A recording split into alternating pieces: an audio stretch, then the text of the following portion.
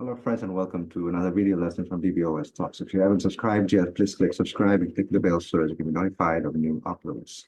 This video is part of the playlist called SQL Mistakes to Avoid, and here we'll learn about a mistake caused by an alias. So for your info, there are two kinds of alias in a select statement, one for columns and another for tables. In this video, we'll be talking about a mistake that can happen when using a column alias. First, let's look at a typical select statement. Select sysdate from dual table. Okay. So it returns the value being queried, which is in this case sysdate, and it gives a column heading of sysdate. Okay.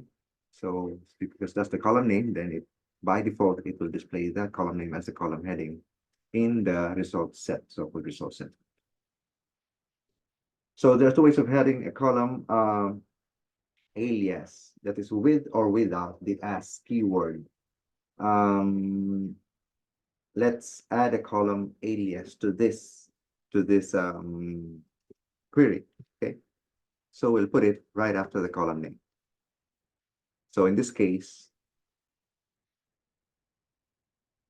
select date to date from dual. This part over here, the one that follows the column name, is the alias I'm assigning to the column just for this query. Okay, it's not permanent. It is based on a session.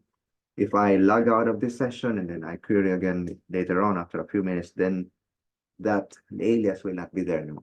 Okay, so let's just execute this. So now you can see the effect of an alias, of a column alias in this case. What it does is it customizes the display of the column heading. So in this case, instead of previously, if you remember, the column heading here was simply sysdate, the same as the column name being queried. But because of the introduction of this alias here, then that alias is now being used to customize the display of the column heading or the column header into this date underscore today, which is what you see here. That's the alias. Okay. As I mentioned, there are two ways of using an alias, a column alias. One is simply like this, writing it right after the adding it after the column name. The other one is using an as keyword. It will have the same effect. Okay, no difference as well. I mean, as far as the output is concerned, it will be the same. The only difference and purpose of using as keyword is for readability, so that at a glance, you will know for sure that this word over here, expression, word, is an alias. But like I said, this is optional. Okay. Now that you're really okay, let's now note that you're not really changing the tables column. Okay, so when you use an alias, you're not really changing the tables column name. If you describe this table, whatever the table you're querying from, it doesn't, the aliasing doesn't really change the column name.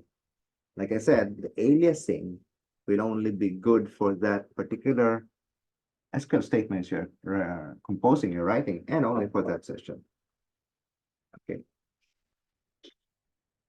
Now let's look at another example. Okay.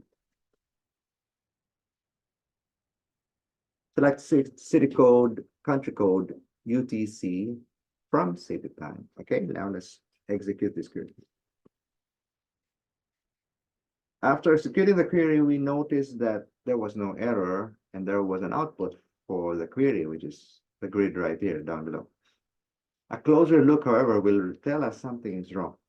Notice that the column is called country code here. But in fact, the values that you see are not really country codes, but more like city codes: London, Paris, Madrid, Prague, Istanbul, Athens, right? So something must have been wrong. It so happened it's so obvious in this case, but sometimes it doesn't become so obvious. So the question is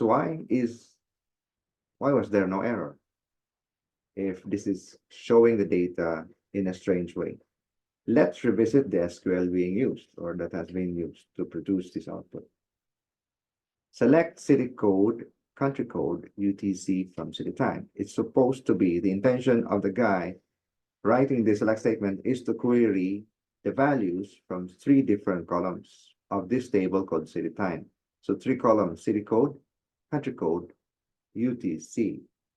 Okay, the problem here is that somehow the comma between these two columns has been missed. Could have been missed or could have been accidentally erased. So it's resulting to SQL interpreting this as country code as an alias for city code. That is why when you run the query, the column header becomes country code, even though it's displaying the values of city code. That is what happened. An accidental aliasing, if I can call it that. Those are just my words, but that's what happened here. Accidentally, a column name has been interpreted to be an alias of a column. In this case, city code. Country code being taken to be an alias for city code, but that was a mistake.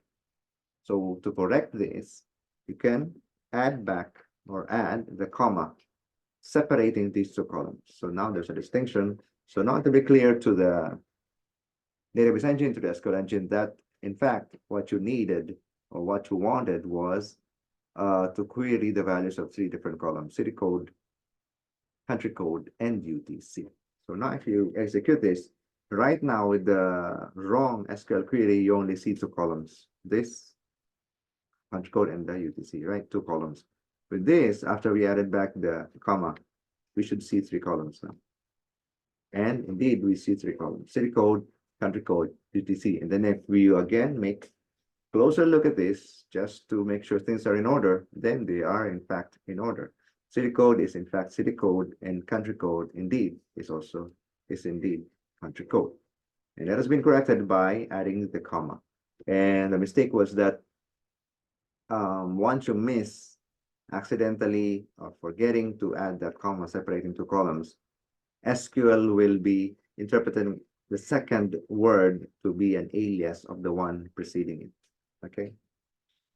And with that, we have learned a new SQL mistake that can be avoided and which must be avoided, which is the introduction of an accidental alias, a column alias. Okay, thank you for watching and listening.